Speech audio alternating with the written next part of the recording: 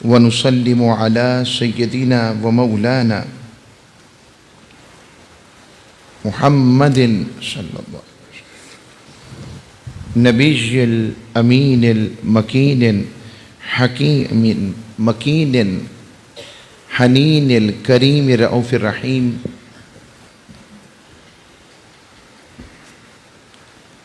اما بعد فاعوذ باللہ من الشیطان الرجیم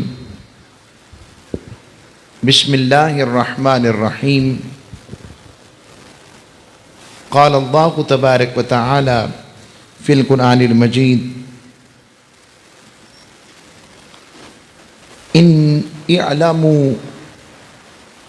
انما الحیاة الدنیا لعبا ولہو وزینۃ وتفاخر بینکم وتکاثر فی الاموال والاولاد کمثل غیث اعجب الکفار نباته ثم یہیج فتراہ مصفرا ثم یکون حطاما وفی الآخرة عذاب شدید ومغفرة من اللہ ورضوان وما الحیاة الدنیا الا متاع الغرور صدق اللہ مولانا العظیم وصدق رسولہ النبی الامین الکریم۔ اللہ رب العزت کا بے پائے لطف و کرم، جس کی توفیق سے، جس کی عطا سے جمعۃ المبارک کی یہ تیسرا جمعہ، ایسا ہی ہے، تیسرا جمعہ رمضان المبارک کا ہمیں نصیب ہو رہا ہے۔ 15 رمضان گزر چکے، یعنی نصف رمضان گزر گیا ہے، اور یقین جانیے کہ پتہ نہیں لگا کہ یہ وقت کیسے گزرا۔ اب وہ نصیبوں والا ہوگا جسے اگلے سال رمضان کی یہ ساتیں ملیں گی۔ کیا نیازی صاحب رحمۃ اللہ علیہ کا شعر ہے، فرماتے ہیں غنیمت جان لے جتنی ملی ہے کہ میں خانہ کھلا ہے کوئی کوئی، کون جانتا ہے اگلے سال کون کہاں کیسے ہوگا۔ تو ان مجلسوں کو، ان اجتماعات جمعہ کو، رمضان میں اللہ کے لیے اکٹھے ہونے کو، یہ آپ جو اکٹھے ہوتے ہیں، آپ کو پتہ ہے رب اس پہ کتنا راضی ہوتا ہے کہ میرے بندے کس طرح اکٹھے ہو کر میرا ذکر کر رہے ہیں۔ آج بھی جمعہ کے مضمون کے لیے ہمارا پچھلا حصہ جو موضوع کا تھا، میں نے چاہا اسی مضمون کے حصے کو آگے رکھیں کہ 11 مہینے ہم جس دنیا میں گم رہتے ہیں اور ہماری ساری توجہ دنیا کی طرف ہو جاتی ہے، اور 12واں مہینہ بھی اگر دنیا میں گزر گیا، کپڑوں کے نہ ہونے کا تو خیال آیا مگر روح کے اجلا ہونے کا خیال نہ آیا،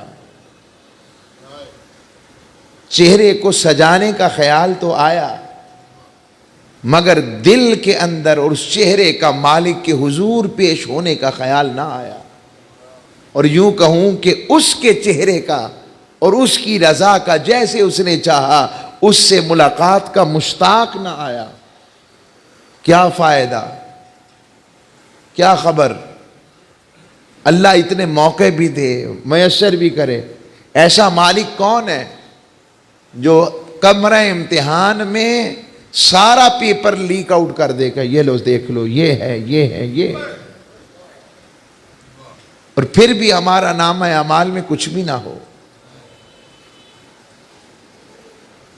تو میں نے آپ کے سامنے سورہ الحدید کی آیات تلاوت کی، آیت نمبر 20۔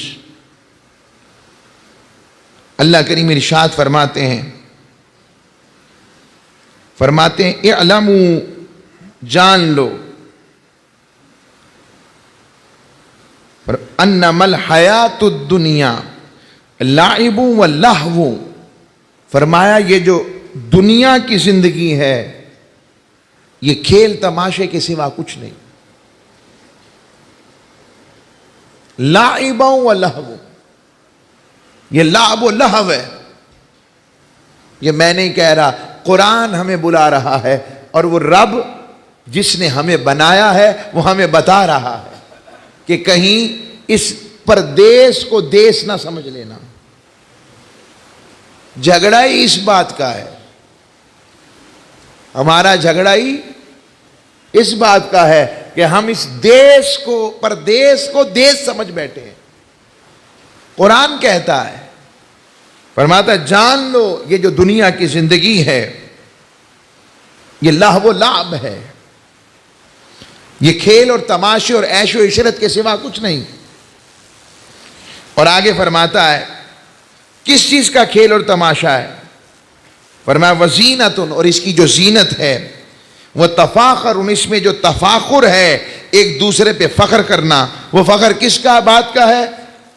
فرمایا بینکم وتکاثر فی الاموال والاولاد، فرماتا ہے وہ فخر ہے ایک دوسرے پر کہ مال اور اولاد کے حوالے سے، میرے پاس اتنا مال ہے، میرے پاس اتنی طاقت ہے، میرے پاس اتنی اولاد ہے. تو یہ مال و اولاد پر فخر کرنا اور مال کی کثرت پر فخر کرنا. رب فرماتا ہے اگر بندہ اسی میں ہی گم رہا، اللہ نے دوسری جگہ فرمایا نا انما اموالکم واولادکم فتنہ، فرمایا یہ مال و اولاد تمہارے لیے آزمائش ہے. وہ آزمائش کیسے ہے؟ رب نے اس کی محبت بھی ہمارے دلوں میں رکھی، اولاد کی محبت، مال کی محبت بھی دلوں میں رکھی، اور ساتھ اپنی روح کا چراغ بھی ڈال دیا روح کی صورت میں، پھر دنیا کے اندر مادیت میں بیچ دیا. اب فرماتا ہے دیکھتا ہوں ان محبتوں کو جو میں نے ہی بنائی ہیں، یہ جو مال میرا ہی دیا ہوا ہے، یہ جو زمین جس پہ تم رہ رہے ہو میری ہی عطا کردہ ہے، اب دیکھتا ہوں کون اس کی جانب راغب ہو کر حلال و حرام کو بھول جاتا ہے، اور کون ہے جو ان کی تربیت میرے احکام کے مطابق کرتا ہے اور میرے رستے سے ہٹتا بھی نہیں ہے. یہ دیکھنا چاہتا ہے رب. اور آگے فرمایا نباتہ ثم کمثل غیث اعجب، مال و اولاد میں ایک دوسرے پر زیادتی چاہنا، میرے پاس اتنا مال آ جائے، اس کے پاس اتنا ہے میرے پاس اتنا کیوں نہیں، اولاد کے حوالے سے بات آ جائے. اور اس بارش کی طرح ہے جس کا اگایا ہوا سبزہ کسانوں کو اچھا لگے اور پھر خشک ہو گیا تو اسے زرد دیکھے اور وہ ختم ہو گیا تو وہ سمجھے کہ جس طرح یہ معاملہ ایسے ہی ہے جیسے اگر وہ ہرا بھرا ہو جائے خوش ہو جاتا ہے. مگر کیا سب کے مال و اولاد، سب کو کاروباروں میں فائدہ ملتا ہے؟ دیکھیں ذرا، سب کی اولاد تابع دار بن سکتی ہے؟ رب بتانا چاہتا ہے اصل میری طرف لوٹ آ، میرے مطابق ہو جا، دنیا بھی تیرے مطابق کر دوں گا، آخرت بھی تیرے مطابق کر دوں گا. مسئلہ یہی بنا پڑا ہے، ہم رب کے مطابق نہیں اپنے مطابق سب کو کرنا چاہتے ہیں. آگے قرآن پھر فرماتا ہے اور آخرت میں سخت عذاب ہے، مگر جو اس کے رستے پہ رہتے ہیں اللہ تعالیٰ ان کے لیے فرماتا ہے ان کے لیے وَمَغْفِرَةٌ مِّنَ اللَّهِ وَرِضْوَانٌ، ان کے لیے اللہ کی طرف سے بخشش بھی ہے اور پھر رب کی رضا بھی ہے جو اس میں کامیاب ہو جاتے ہیں. اور پھر آگے قرآن میں 2 دفعہ رب فرماتا ہے، فرماتا وَمَا الْحَيَاةُ الدُّنْيَا إِلَّا مَتَاعُ الْغُرُورِ، فرماتا ہے کہ یاد رکھنا یہ جو دنیا کی زندگی ہے یہ ساری کی ساری کیا ہے؟ یہ سارے کا سارا دھوکہ ہے، سیراب ہے. قیامت کے دن بندہ اللہ کے حضور پیش ہوگا، عمر پائی ہوگی 100 سال کے قریب، رب پوچھے گا کتنی دیر گزاری؟ وہ کہے گا مولا ایسے ہی لگا جیسے میں ایک دروازے سے داخل ہوا دوسرے سے نکلا۔ ذرا لمحے بھر کو ریالٹی کے ساتھ ہم بھی اس پورا مجمع میں جتنے لوگ بیٹھے ہیں ذرا ہم بھی غور کریں، ذرا آنکھ بند کریں ایسے ایک لمحے کے لیے اور اپنا ماضی دیکھیں۔ آپ کو لگے گا میں اپنے گھروں کے اندر ایک بچہ ہوں جو اپنے والدین کے گھر میں کھیل رہا ہوں، اور اچانک آپ دیکھیں تو آج کہاں کھڑا ہوں۔ تھوڑا سا دھیان، اس کا مطلب اگر وہ پچھلی حالت باقی رہی نہیں رہی تو یہ حالت بھی باقی نہیں رہی، اور رب کا وعدہ پورا ہو جانا ہے۔ اور وہ رب کا وعدہ جب پورا وقت آ جائے گا، نہ ایک لمحہ اوپر ہونا ہے نہ ایک لمحہ نیچے ہونا ہے، بس اس نے کہنا بس بندے اب تیری ملاقات، اب تو نے اگر ملاقات کی تیاری کی تھی تو ملاقات کا وقت آ گیا، اور اگر تیاری نہیں کر سکا تو تیرے حساب و کتاب کا وقت آ گیا۔ آپ اس متاع دنیا کے دھوکہ سمجھے نا، جب ہم اس دنیا سے جاتے ہیں کتنے پیارے ہمارے چلے گئے، دادا دادی نانا بڑے جن کے ہیں اللہ انہیں سلامت رکھے، کتنوں کے قریبی پیارے جاتے ہیں، سچ بتائے ان کے کفن کے ساتھ کیا نظر آتا ہے آپ کو؟ کوئی جائیداد کا کاغذ، کوئی تجوری، کوئی سفارشی کاغذ، کیا نظر آتا؟ ہاں سفارشی کاغذ ان کا ہے جن کو آقا کی محبت سے نسبت ہوئی، وہ سفارشی کاغذ جیسے کعبۃ اللہ کا غلاف آ جائے، مدینہ طیبہ کی مٹی ہو جائے، آقا علیہ السلام کے کوئی منہ مبارک، وہ علیحدہ چیزیں ہیں، اور نیک صحبت والا کوئی کارڈ آ جائے، صحبت اچھی ہو۔ آج ہمارا معاشرہ اگر اس حقیقت کو سمجھ جائے کہ ہم کہاں جی رہے ہیں تو مجھے بتائیں پھر جھگڑے رہیں دنیا میں، پھر میں رہے اور مجھے اور میں اور مجھے، یہ جو میں اور مجھے کے تعلق نے ہمیں کہاں تک پہنچا دیا۔ نہ رشتے راضی نظر آتے ہیں، نہ کاروبار میں بظاہر کامیابیاں نظر آتی، آج تم پہ تنگ کر دوں گا۔ یہ رب کا حکم ہے، رب اپنی سنت اور طریقے کے خلاف نہیں کرتا اللہ کے، حالانکہ وہ رحیم ہے، کریم ہے، معاف کرنے والا، بخشنے والا، عطا والا، پیار والا، 70 ماؤں سے بڑھ کر پیار کرنے والا۔ پھر اللہ رب العزت نے ایک اور جگہ ساری ان چیزوں کے نام پھر گنوائے، سورہ آل عمران میں۔ فرشتوں میں اور انسانوں میں فرق کیا ہے وہ بتاتا ہوں۔ رب نے فرمایا زُيِّنَ لِلنَّاسِ حُبُّ الشَّهَوَاتِ مِنَ النَّاسِ وَالْبَنِينَ وَالْقَنَاطِيرِ الْمُقَنطَرَةِ مِنَ الذَّهَبِ وَالْفِضَّةِ وَالْخَيْلِ الْمُسَوَّمَةِ وَالْأَنْعَامِ وَالْحَرْثِ ذَلِكَ مَتَاعُ الْحَيَاةِ الدُّنْيَا وَاللَّهُ عِندَهُ حُسْنُ الْمَآبِ۔ فرمایا لوگوں کے لیے رب نے فرق رکھا، انسان کو کیوں مرتبہ دیا؟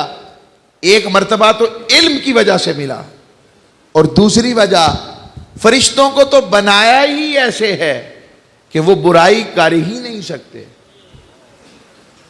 اور انبیاء ہیں ہی معصوم، ان کی تو بات ہی جدا ہے، وہ حالت بشریت میں بھی معصوم۔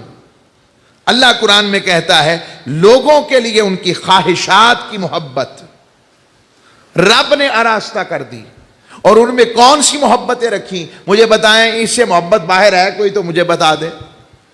فرمایا اس میں بیویوں کی محبتیں، اولاد کی محبت، سونے چاندی کے جمع کیے ہوئے خزانے کی محبت، نشان کیے ہوئے خوبصورت گھوڑے سواریوں کی محبت، پھر مویشیوں کی محبت، کھیتی یعنی زمینوں کی محبت۔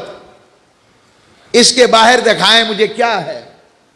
اور جملہ آسان کہوں، زن زر زمین کا جو جملہ ہے وہ قرآن کی اسی آیت سے لیا گیا ہے. اس سے باہر کیا ہے انسان کا؟ اللہ کیا فرماتا ہے؟ فرماتا ہے یہ سب دنیاوی سامان ہے. اور آگے فرماتا ہے واللہ عندہ حسن المآب. ارے بندے، اصل اچھا ٹھکانہ، بہترین، اس سے بھی زیادہ میں نے تیرے لیے رکھا ہوا ہے. اب یہ سارے نفس کے سامان بھی پیدا کر دیے. اس نے کہا نا والا میں دیکھوں گا ایکم احسن عملا، کون تم میں اچھے اعمال کرتا ہے. خلق الموت والحیات لیبلوکم ایکم احسن عملا، تاکہ آزماؤں تمہیں. اب اس نے کیا کیا؟ نفس بھی، دنیا بھی، شہوات بھی سارے رکھ دی. اب بندہ کیا کرتا ہے؟ ان سب کے باوجود جب آواز آتی ہے اس کے مالک کی تو وہ پلٹ کر اس کی طرف چلا جاتا ہے.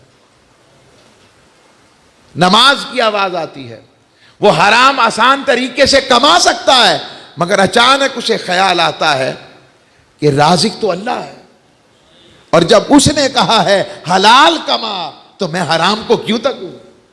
بس اس کا آسان شہوات کو اپنانے کے ساتھ کہ وہ اپنانے کے بجائے رب کے حکم کی طرف چل پڑتا ہے. رب تب فرشتوں سے کہتا ہے دیکھا ہے میرا بندہ، سب کچھ تھا مگر اس نے، پتا ہے اس کا کو رازق میں ہوں، حرام کما سکتا تھا، کھا سکتا تھا، لے سکتا تھا، زیادتی کر سکتا تھا، ظلم کر سکتا تھا، حق مار سکتا تھا. رب نے فرمایا نہیں کیا. اس نے اس لیے کہ مجھ سے ڈرتا ہے، مجھ کو پتا ہے اس کو کہ ایک مالک کے حضور پیش ہونا ہے. جاؤ فرشتوں، میں نے اس کے اس جانے پر، پہچاننے پر اور میری بارگاہ میں حاضری کا ڈر رکھنے پر میں اسے معافی عطا فرماتا ہوں. اور دوسری بات، ہو بھی جائے، اگر کوئی گناہ ہو بھی جائے تو فرماتا ہے میں نے توبہ کا دروازہ رکھا ہے، تو جب توبہ کر لے. اور ایسا مالک بھی کوئی دیکھا ہے؟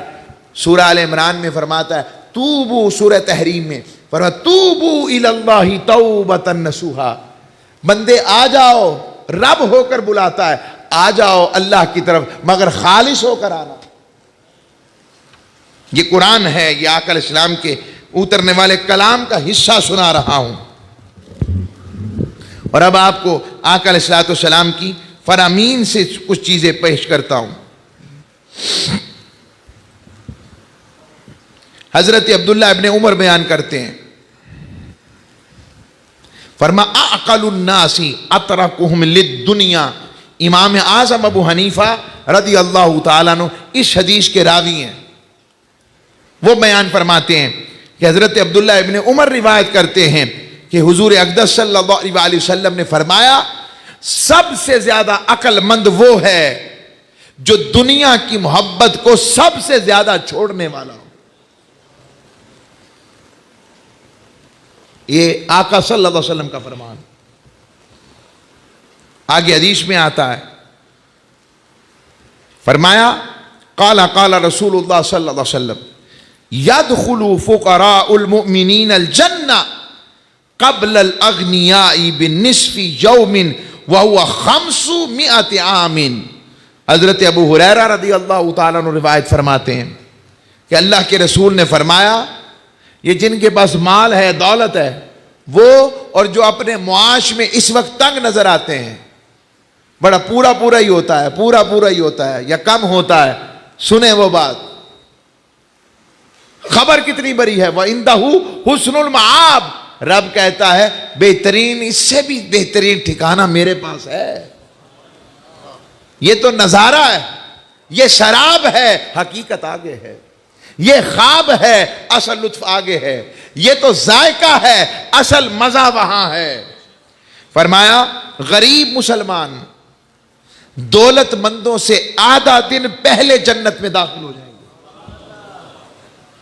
اور پتہ ہے آدھا دن کتنا ہوگا؟ وہ سنیں، حضور نے فرمایا وَهُوَ 500 عام، وہ آدھا دن 500 سال پر مشتمل ہوگا.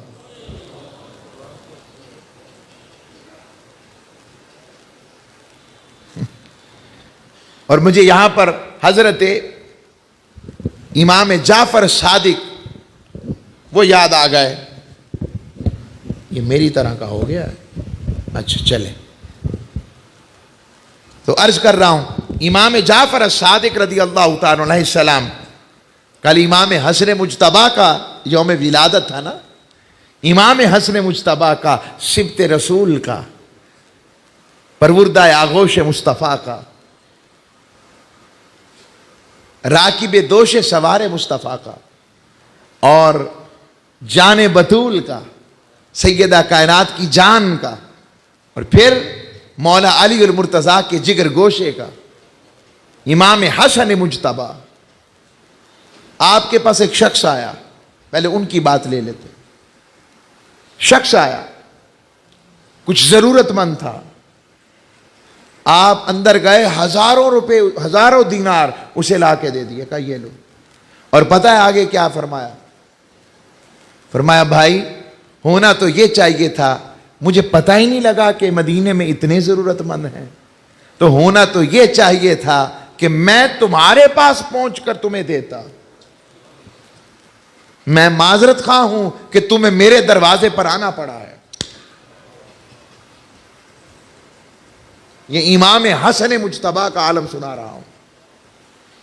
تمہیں میرے دروازے پر آنا پڑا، تکلیف اٹھانی پڑی، مجھے آ کر کہنا پڑا. افسوس، بہتر تو یہ تھا کہ میں تمہیں بتاتا، تم مجھے، میں خود پہنچتا اور مجھے پتا ہونا چاہیے تھا. یہ عالم ہے ان کا. جنت جن کو مل چکی، الاٹ، ملنی کیا، جنت کے جو مالک بنا دیے گئے. اور آگے امام جعفر صادق کے پاس حضرت شقیق بلخی تشریف لائے اور آ کر عرض گزار ہوئے.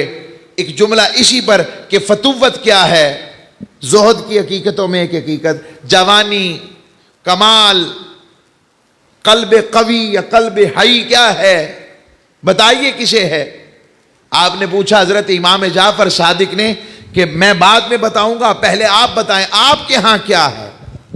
یہ اس حدیث کی روشنی میں واقعہ بیان کر رہا ہوں کہ وہ کم دولت والے پہلے چلے جائیں گے.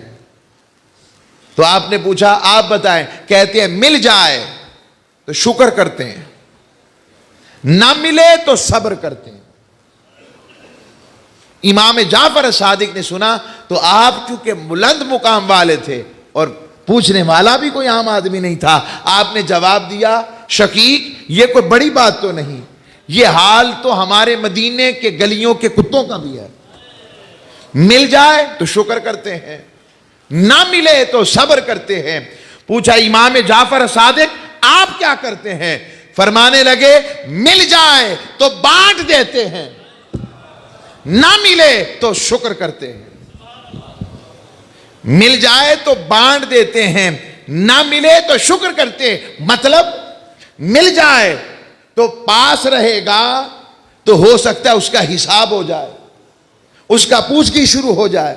تو فرمایا سب کو شامل کر لیتا ہوں تاکہ مجھ اکیلے کی بات نہ آئے. میں کو مولا اس میں میں نے تیرے بندوں کا حصہ بھی رکھا ہے.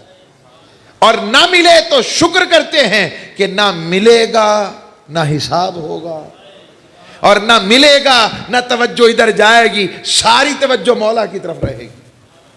مقام بہت بڑا ہے، مگر اگر اس کو سمجھا جائے تو ہم بھی اگر اس پر عمل کریں ہماری زندگی کی آدھی زندگی کی مشکلیں حل ہو جائیں. رزق حلال کے لیے جدوجہد ضرور کریں، کاوش کریں، محنت کریں. آج کے دور میں تو رزق حلال ویسے ہی جہاد کے برابر ہے، کوئی شک نہیں. مگر اسی کو سمجھ کر، اب میں آج سارے بیٹھے ہیں، آج 15 سال بعد کہتا ہوں، ہم یہاں پر 27ویں کا اجتماع کرتے ہیں. کیا اونچی بولیے گا ذرا. ختم قرآن کی محفل ہوتی ہے. اگر بری لگے تو معذرت چاہتا ہوں. میں ہمیشہ کہتا ہوں سارا سال پڑا ہوتا ہے، ہم کبھی آپ کے پاس نہیں آئے، اور جیسے 27ویں کا دن ہوتا ہے آدھی مسجد بھرتی ہے، صرف مارکیٹیں کھلی ہیں. میں ان سے پوچھتا ہوں لیلۃ القدر کی رات آپ کو پیاری نہیں لگتی؟ کبھی چھوڑ کر مالک کی طرف آئیں، وہ آپ کا رزق تھوڑا تو نہیں ہونے دے گا۔ میں تنقید نہیں کر رہا، میں تو اصلاح میں سمجھانے کی اور اپنی نوکری پوری کرنے کی کوشش کر رہا ہوں۔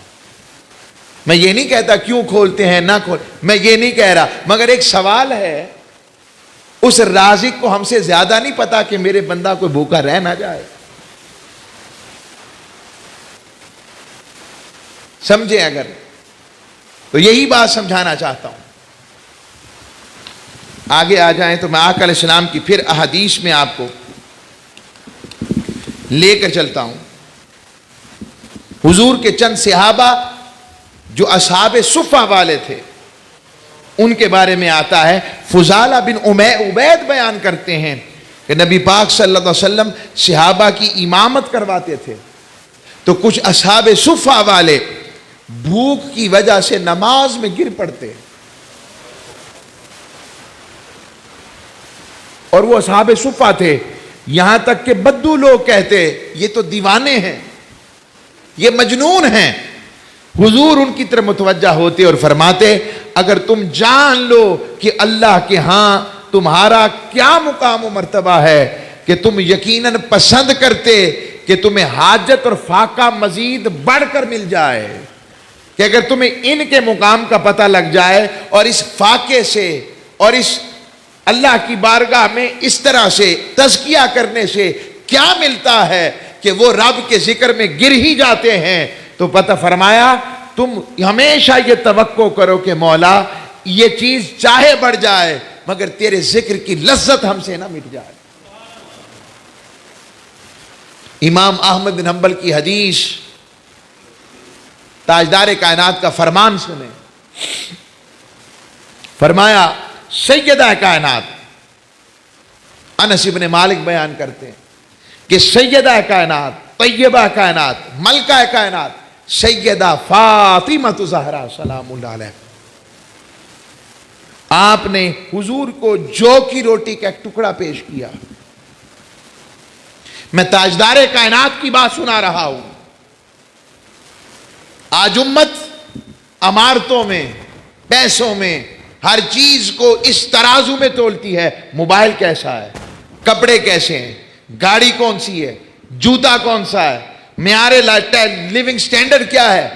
آج کردار، ایمان، تقوی، طہارت، صداقت، امانت، دیانت، شرافت، علم، تعلیم، یہ ساری چیزیں پیچھے رہ گئی ہیں۔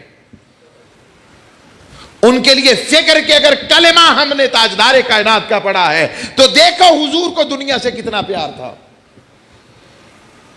کتنا پیار تھا۔ دیکھیں تاجدار کائنات نے فرمایا حضور نے، سیدہ نے جب جو کی روٹی کا ٹکڑا پیش کیا، آپ نے فرمایا میری بیٹی فاطمہ، آپ کو پتا ہے یہ پہلا لقمہ ہے جو آپ کے بابا نے 3 دن کے بعد کھایا ہے۔ کہاں ہیں ہم آج؟ پھر امت اس لیے تو کٹ رہی ہے، اس لیے لٹ رہی ہے، اس لیے پٹ رہی ہے کہ ہم نے اپنے آپ کو اپنے مولا کے سپرد کرتے ہوئے جو کام کرنا چاہیے تھا وہ نہیں کیا۔ یہ تاجدار کائنات کا حال سنا رہا ہوں، میں واری جاؤں میرے آقا تاجدار کائنات صلی اللہ علیہ وسلم کی بارگاہ میں سیدہ کائنات تشریف لائیں، پتہ لگا کچھ باندیاں آئی ہیں۔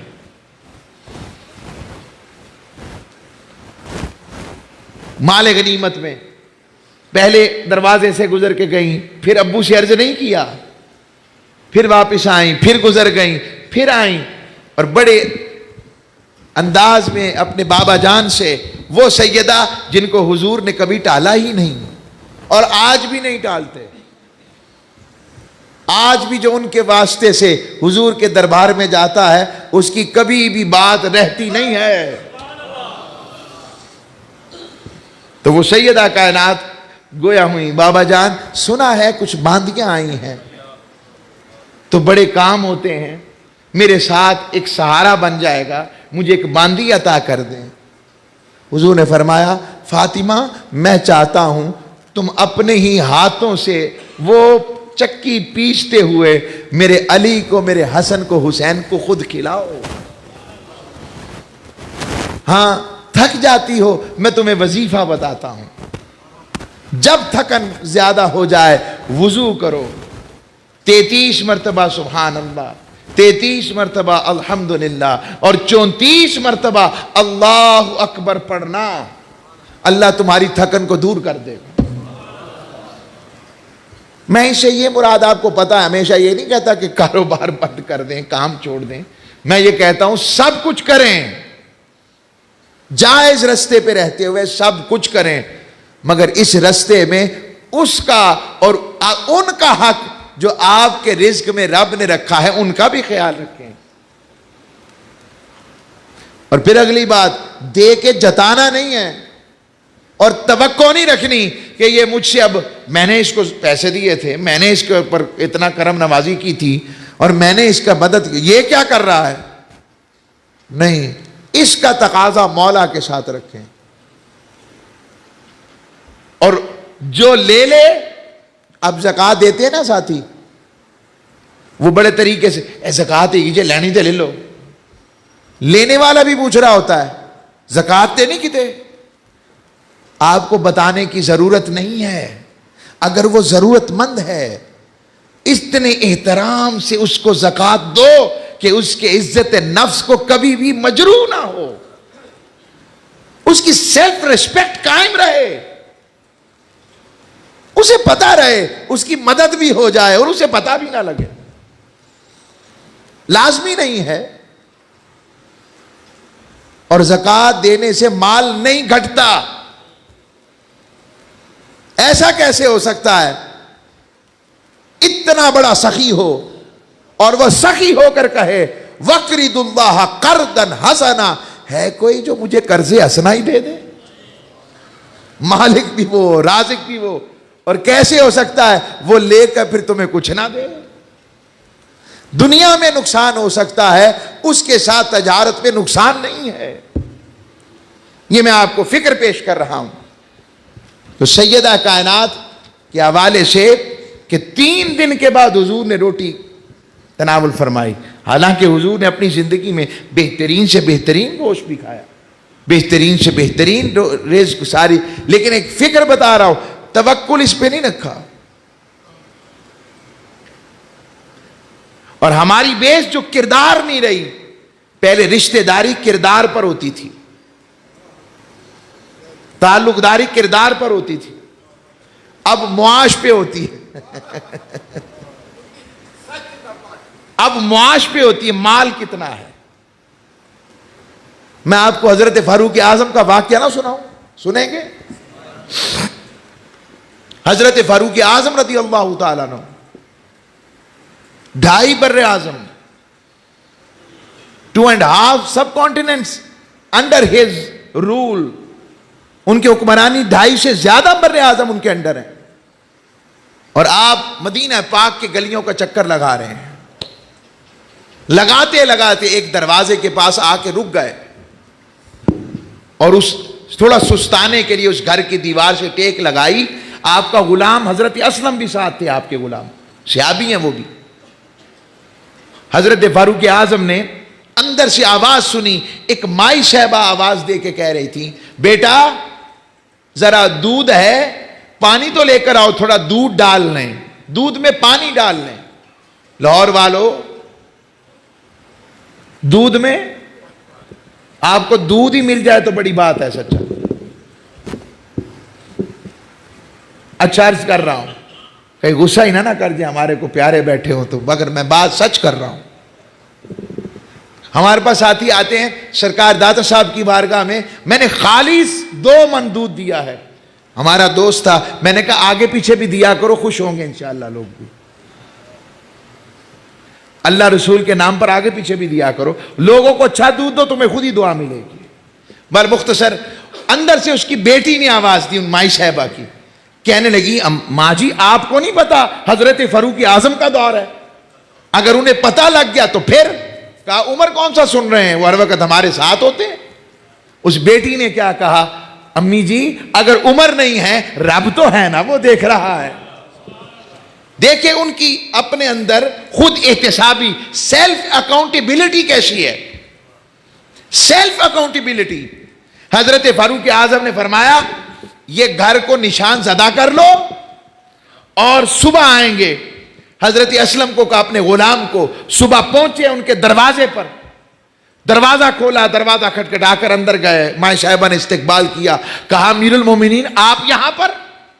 آپ نے فرمایا وہ جب رات میں آپ دودھ میں پانی ڈالنے کی باتیں کر رہی تھی نا، میں نے سن لی تھی، وہ ڈر گئی، کہنے لگی اب تو مجھے سزا ملے گی۔